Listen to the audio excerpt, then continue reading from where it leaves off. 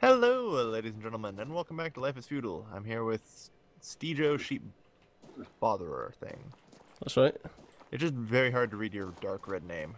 Oh, it's because I'm evil. Yeah, well, that's what you get for murdering me. With a shovel. Interestingly enough, on the other village, one of the guys got below -50 by just hitting each other. Can they go above -50? Or am I the only I don't person know. who sat around for 5 hours and trained up their party to 30 to raise Yeah. alignment? You're like the only person that's done that. Yeah, that sounds about right. It was fun just randomly teleporting around the island for a few hours while I was watching YouTube videos. Lol. That's pretty much what I did. So yeah, I went to the other village, and the alchemist over there had gathered a load of flux herbs, but none of the herbs that he uses for flux are the same as the ones that I use for flux. So I got a So you're shit using ton. straight different herbs. Yeah, like so. There's no overlap give me a at hard all. number. 2, 4, 6, 8, 10, 20, 40, 60, 80, 200, and about 110 flux. 110 flux. About that, yeah. Damn, son, you just gave me an erection. Oh, great. Like I said, I told you we had a fair bit.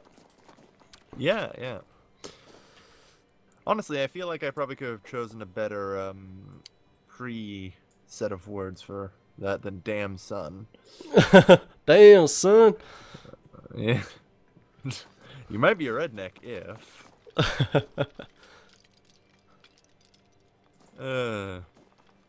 So yeah, that's enough flux to get work to continue. Yep. Which makes me dread the construction of the stone gatehouse, which we will inevitably now be undertaking. Yep. I need 5,000 stone, 1,400 clay, and 120 boards. While you do that, I'm going to make all of these fucking flux. herbs into flux, yeah, and then I'm going to fire some iron into the bloomery and mix steel. Yes, steel for locks. Yay!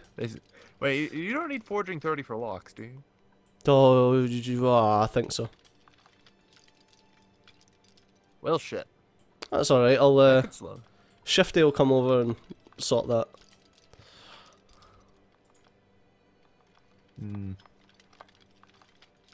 Yeah, that's something though. Yeah. I shall jump on my alt to do some of the smelting. Yeah, there just isn't You enough. and your multiple characters. Yeah, no. There's just not enough fucking skill points to do it. Yeah, perhaps I should just raise the skill cap on the server. See, it's alright as long as there's more than 2 of you. You can pretty much do everything if there's 3 people. Yeah. That being said, I've got a friend who's also a YouTuber who's recently bought Life is Feudal, so I'm going to give him a poke. And see if he's interested in joining. And it should be long until... Sorry, on you. I would like to actually try and avoid it if I can to have fans come on the server. Yeah. And I mean no ill will towards anybody saying that. It's just... I try and keep my relations with YouTubers and my relations with fans separated. Yeah. And there's a lot of reasons for it, but... I mean, there's a reason you'll never see me really join in Shen's multiplayer games and stuff. And when I did so with Madigen, I did so in total secrecy. It's like, no, not mixing fans. When you get people who are rabid fans of, you know, different YouTubers together in the same spot, yeah, there's gonna be tension and conflict. Yeah, we've seen that before, haven't we? Yeah. God. I think it's just it's the same on the internet with most things. It's just people get this thing in their head that they want to be white knights, and yeah, I don't know. never turns out well. Can't we all just get along? I wish. But clearly, it's worth having several-hour-long discussion over who your favorite internet personality is. And I use discussion favorably. You and I already had, well, a bit of a discussion over favourite internet personalities. Yeah, you see, but both you and I are intelligent and civil. Now, apply this to the internet. Yeah, I know. Can you imagine? God, do you know, like, feels so good having so much flux in my fucking inventory. Yeah, multiple alchemists will make things easier. Yeah. I'm going to need to spend, like, a day, like, I'm away to Dundee in a couple of days, so I won't be able to play, but I'm going to have to spend just, like, a day gathering stuff, just to, like, so that we get more flux, and obviously I can repay some of the stuff that I gave him, or taken from him. Yeah. Yeah. But we've got a little secret hidden stash of where we hide all our alchemy ingredients for when other people get onto the server. I'm just sort of hoping to lock everything behind a large wooden or stone gatehouse, personally. Yeah. That's my secret plan. So one of the guys in the other village actually asked me, he says, what's the safest thing in the game to store things? Because we want to get that before other people come on the server. I was like, yeah, basically you shove everything in a bag and bury it. That is far more effective than it has any right to be. I know, right? It's like buried treasure. Again, well, then again, like, you have to also wonder, it's like, then again, in real life, it's actually fairly effective too. Yeah, I know. I can put this in a chest that someone could bash the lock off of, or I could just bury it. Yeah, pretty much. Worked pretty well for the pirates. Yeah, and many a mass murderer. Wait, mass murderers buried treasure in chests? Oh, well, they bury the bodies, so. What? Yeah, I found burying bodies never works out very well. I'm always surprised. The body disposal. Sorry, on you. Yeah, the problem with body disposal, especially with burying, is it tends to float to the surface because it's not too dense, so natural movement in the soil. Yeah. It's a bad idea to actually bury a body. I guess you could do it casket style, but yeah, shove it in a casket. There you go. This man seems to be buying an unusual amount of caskets. Yeah. But yeah, I've always been surprised at like the police, how they find some of these buried bodies. It's like you'll see it on the news, and it's like body found underneath patio, like buried 6 feet down. You're like, how the fuck did you guys find that? Yeah, that's the problem. Like, I don't know how, but the police always seem to find bodies that you bury. That's why I dispose of bodies in very different ways. Yeah. What you do is you open up the mouth and you fill it with concrete.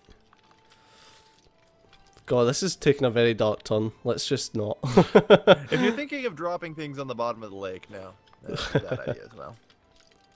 Ultimately, I personally prefer burning and then dissolving the ashes in acid and the remaining bone structure. That is the ultimate way to get rid of it, because then there is no DNA evidence left over. Yeah. God. Even assuming they do find a body, they will never be able to identify it. There is no technology ever that will be capable of doing so. My better half was really into watching CSIs. Like, she watched all 57 fucking series or whatever the fuck there is of them. And I got very worried because I'm like, this chick knows so much about like how the like different ways to like kill people that would get found out, that I'm betting she's narrowed it down to a good couple of ways that you won't get found out. Yeah, I need to be nice to her. I've just kind of done that naturally. I never watched CSI or anything. The problem is I'm one of those crazy people who like actually reads police reports. I also read medical journals. And, like, that's the kind of thing I read. Don't piss off Kailvin, kids. Yeah, yeah. I'm one of the freaks who actually reads that without having, like, a job to do so. Lol. Yeah, she done some work as a forensic scientist as well, which is a bit worrying. Although one of my buddies done it for university, done forensic science. The issue in the UK is there's only one forensic science team for like the entire UK. Correct me if I'm wrong, YouTube comments, as I expect you will. So yeah, there's not? I know. So yeah, there's only like, as far as I know, there's only one forensic science team for the entire UK. So getting a job is like next to no like chance at all. Jeez. Well, that's what you get for living in socialist Europe. No such thing as crime. That is how it works, right? Well, yes, yeah, yep, no crime, none at all. Crime rate is 0. Yeah, that's what I thought.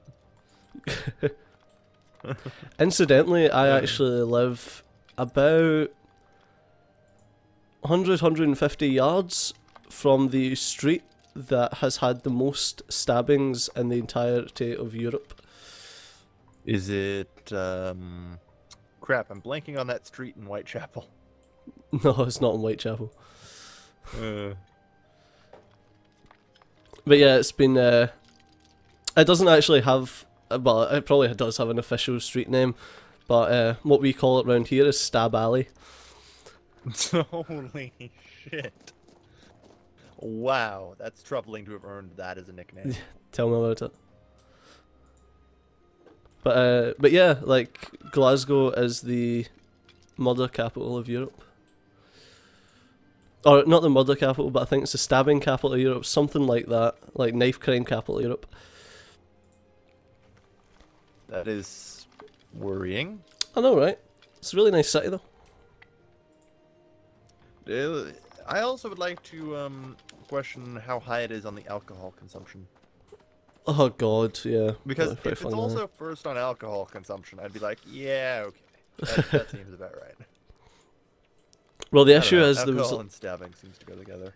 The issue with Glasgow is there was a lot of like post-war like cramped buildings and stuff. It's just like, so they tried to do like, lovely. Yeah, they tried to do massive fucking like apartment complexes, like just really tall apartment complexes, and it just ended up slums. So, but the different, like, if guns were legal to buy over here the same way as it is in the States, it'd probably be like just as bad as you hear the fucking some of the places in the US. Detroit. Yeah, pretty much. Yeah. I suppose whenever you get like these fun concentrations of people, shit like that always happens. Combine poverty with high density residential. Yeah. And what do you get? Is it crime? Chicken nuggets. My money's on crime.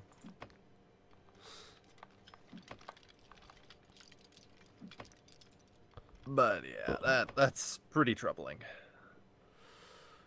I mean, here in Canada, the worst I have to deal with is the, I think it's called Hell's Highway or Highway Through Hell or something. Right. It's the most dangerous stretch of road in the world. Oh, really? Yeah. We have a highway, the 401. It goes, I think, all the way from, like, Windsor up to Montreal? Yeah. And there's a stretch that's about, just near the Toronto airport. Right.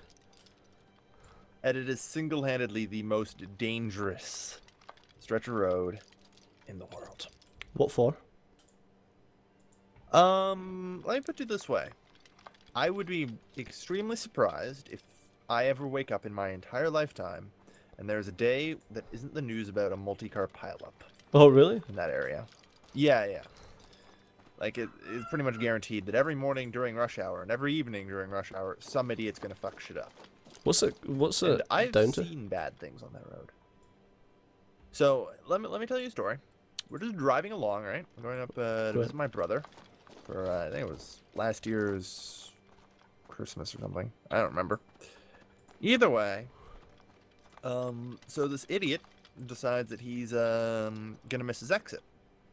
Now, what does a reasonable person do? Come off of the when you next realize exit, yeah. Yes. What does an idiot do? Just Is fucking it veer cut off. across 4 lanes of traffic at a 45-degree angle? Fuck's sake. One guy went off the road to not hit him. Jesus Christ. And that guy just drove. Like, I'm just sitting there. It's like, okay, I got his license plate. Lol. Because that is. Because there's a guy in a ditch at that point. It's like, I'm phoning that in. We've got a final number for Flux. And 115. Good. Yeah, that's not bad. It's not bad. Well, I've successfully compiled enough clay Nice. while you did that. And now I have 200 rock out of 5,000. So that's what, 5% of the way there with rock? Awesome. Okay, guys, I'm going to get going now. This will be the end of the episode. Next episode, I'll be fucking around and making the steel. As always, thanks a lot for watching. If you do want access to the server, remember, go to my Patreon. It's down in the description below. Hopefully, I'll see you next time. Bye-bye, guys.